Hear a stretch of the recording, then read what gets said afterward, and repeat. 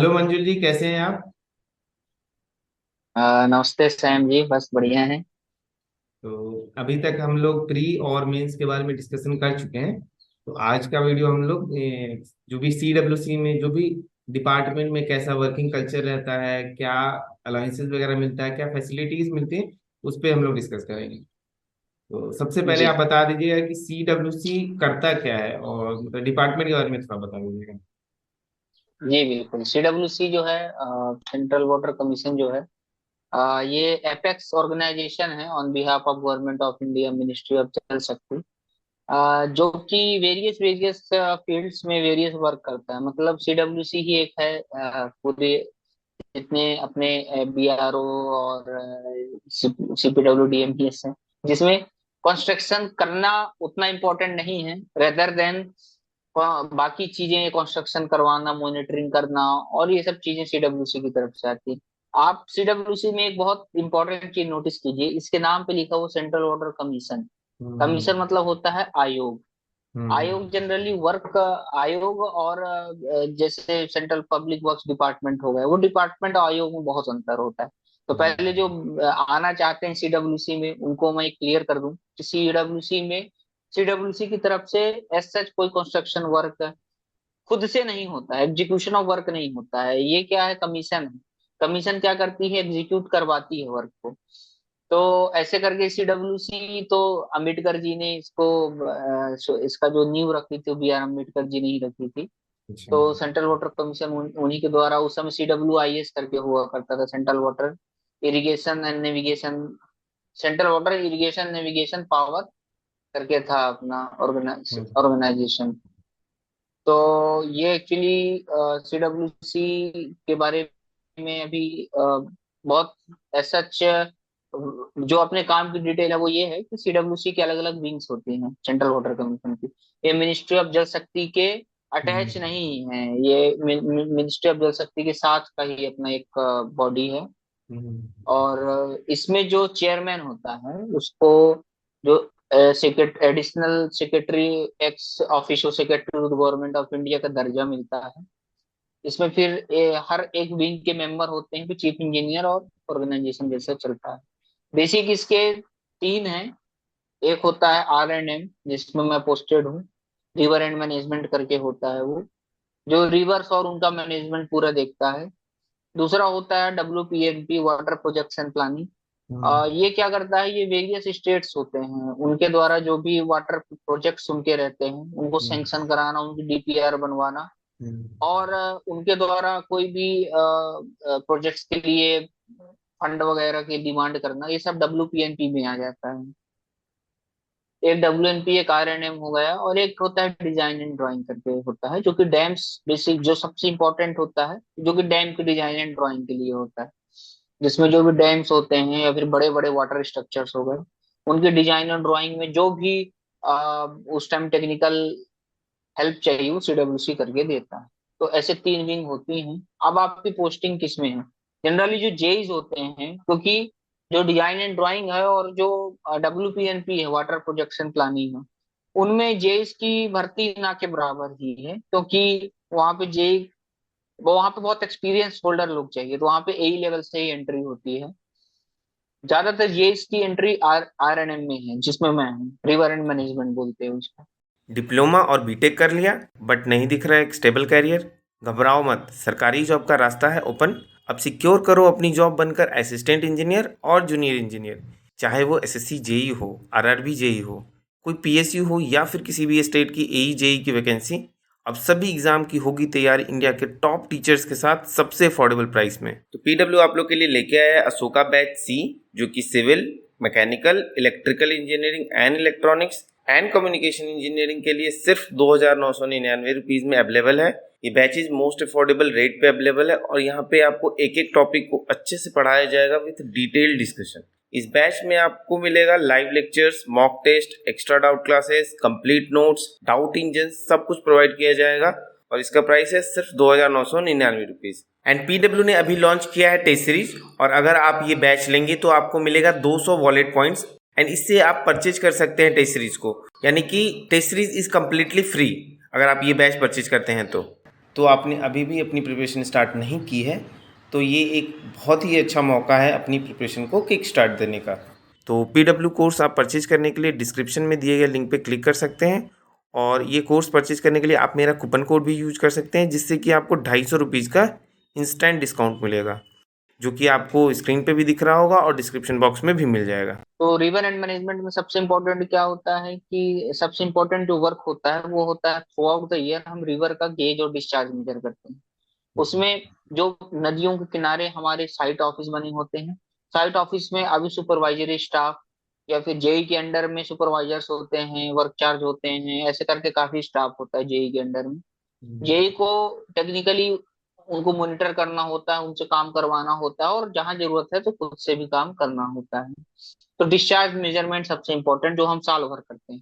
Discharge measurement करते हैं हम एडीसीपी से डिस्चार्ज मेजर करते हैं, और भी मेथड्स हैं। और उसके बाद अपन गेज मेजरमेंट करते हैं। तो ये होता है रिवर मैनेजमेंट। उसके लिए कई छोटे मोटे कई बार कंस्ट्रक्शन एक्टिविटीज होती रहती हैं।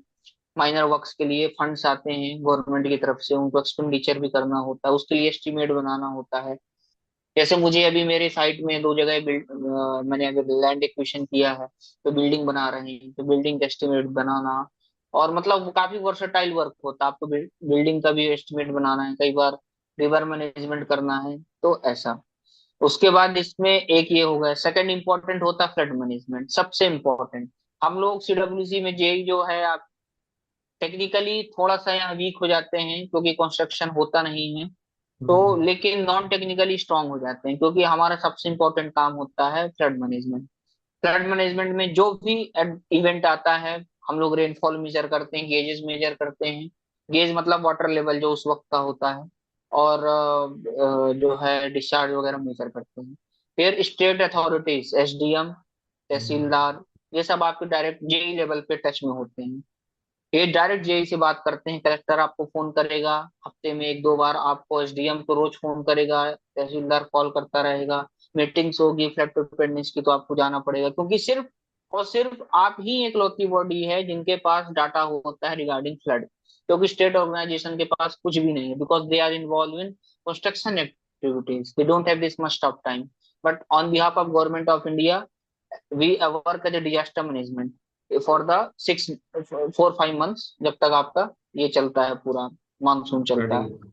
और उस वक्त पे जो सबसे इम्पोर्टेंट काम है जेई मैंने किया है और मैंने महसूस किया है, वो होता है फ्लड मैनेजमेंट का। क्योंकि फिर क्या होता है, साइटों गांव में अगर फ्लड आता है तो कलेक्टर या फिर एसडीएम, अगर अपनी साइटें हैं, तो फाइनल डिसीजन लेने से पहले जरूर आपसे पूछता है कि 6 घंटे बाद की सिचुएशन क्या होगी, so that he can evacuate the village, he can obstruct the bridge, वगैरह वगैरह। And we can accurately predict it. हमारे पास ऐसे संसाधन है कि हम 6 घंटे बाद बता सकते हैं कि घर डूबेगा, गाँव डूबेगा, कि क्या होगा।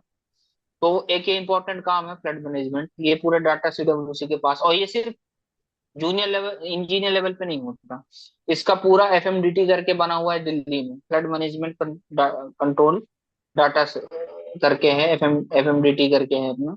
वहां पे पूरा फ्लड का मॉनिटरिंग होता है, पूरे इंडिया की फ्लड मॉनिटरिंग होती है, डेली फ्लड बुलेटिन आती है, कहाँ हाई फ्लड हो रहा है वो होता है, कहाँ फ्लड आने के चांसेस है, पूरा सब दिल्ली से चलता है। डाटा हम यहाँ से प्रोवाइड करते हैं, हमारे पोर्टल्स हैं उसमें हम डालते हैं। एक ये काम हो गया। सेकंड होता है इसमें अप्रेजल मॉनिटरिंग होती है, और एक डायरेक्ट अप्रेजल मॉनिटरिंग डायरेक्टरेट अलग है सीडब्ल्यूसी में ही, आरएनए में। अप्रेजल मॉनिटरिंग क्या करता है, अप्रेजल क्या करता है, स्टेट गवर्नमेंट जैसे बड़े बड़े प्रोजेक्ट्स हैं, डैम बना रहा है, बैराज बना रहा है, उसके पास कभी फंड नहीं होता। करोड़ के प्रोजेक्ट्स हैं तो उसमें कुछ करोड़ स्टेट देगा, बाकी 60% सेंट्रल देगा। सेंट्रल क्यों देगा, तो सीडब्ल्यूसी ही है जो फंड रिलीज करती है ऑन बिहाफ ऑफ, करवाती है, सजेशंस देती है on behalf of government of India. तो उस वक्त आपको रिपोर्ट बनानी होती है, साइट विजिट करना होता है, स्टेट गवर्नमेंट जो कंस्ट्रक्शन कर रहा होता है उसके सीनियर ऑफिसर्स के साथ साइट में जाना होता है। वहां पे उनके जो भी टेक्निक, आपके साथ आपके सीनियर ऑफिसर्स होते हैं, फिर जो भी आपकी टेक्निकलिटीज होती हैं उसको समझना होता है, उनको रिपोर्ट बना के फिर गवर्नमेंट को सजेस्ट करना होता है कि कितना सीए बोलते हैं, सेंट्रल असिस्टेंट, कितना दिया जाए, ये अप्रेजल होता है। वहां भी जेई की पोस्टिंग होती है अप्रेजल में, पूरा वर्क, पेपर वर्क वही करता है, तैयार वही करता है। उसके बिहाफ में आप उनको, स्टेट गवर्नमेंट को फंड मिलता है।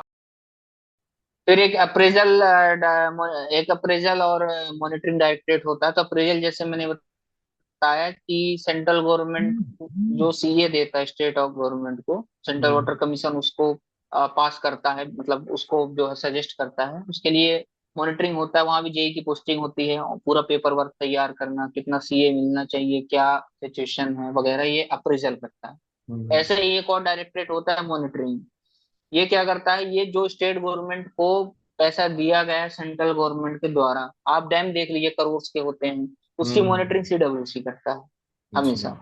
बड़े बड़े प्रोजेक्ट्स होते हैं जितने, सब सीडब्ल्यूसी करता है। तो बेसिकली यही है कि जो भी पैसा लगा है गवर्नमेंट का, वो क्या सही लगा है। ऐसा तो नहीं स्टेट गवर्नमेंट ने पैसा तो ले लिया लेकिन काम नहीं कर रहा है।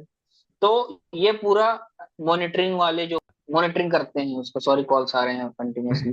तो मॉनिटरिंग मॉनिटरिंग करते हैं वहां पे जाके, और मॉनिटरिंग करके फिर आप गवर्नमेंट को रिपोर्ट देते हैं कि हाँ हमने मॉनिटरिंग की, वर्क सही हो रहा है। उस हिसाब से गवर्नमेंट फिर सेटिस्फैक्टरी फंड को आगे रिलीज करती है।